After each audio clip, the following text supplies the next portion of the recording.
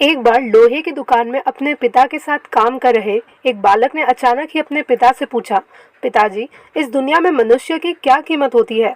पिताजी एक छोटे से बच्चे से ऐसा गंभीर सवाल सुनकर हैरान रह गए। फिर वे बोले, बेटे, एक मनुष्य की कीमत आंकना बहुत मुश्किल है, वो तो अनमोल है। बालक, क्या सभी उतने ही कीमती और महत्वपूर्ण हैं? पिताजी ने कहा, हाँ बेटे। बालक के कुछ पल्ले पड़ा ही नहीं।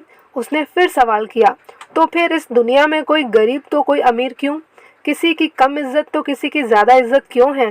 सवाल सुनकर पिताजी कुछ देर तक शांत रहे और फिर बालक से स्टोर रूम में पड़ा एक लोहे का रोड लाने को कहा। रोड लाते ही पिताजी ने पूछा, इसकी क्या कीमत होगी? बालक ने, लगभग 300 रुपए। पिताजी ने कहा, अगर मैं इसके बहुत से छोटे छोटे कील बना दूं तो इसकी क्या कीमत हो जाएगी? बालक कुछ देर सोचकर बोला, तब तो ये और महंगा बिकेगा, लगभग 1000 रुपए तक। पिताजी ने कहा, अगर मैं इस लोहे से घड़ी के बहुत सारे स्प्रिंग बना दूं तो?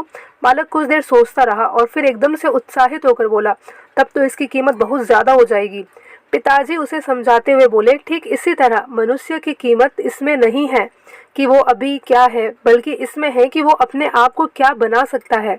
बालक अपने पिता की बात समझ चुका था। पिताजी के इस बात को कहने से बालक को ये बात समझ आ चुकी थी कि हर इंसान की कीमत अलग अलग क्यों होती है।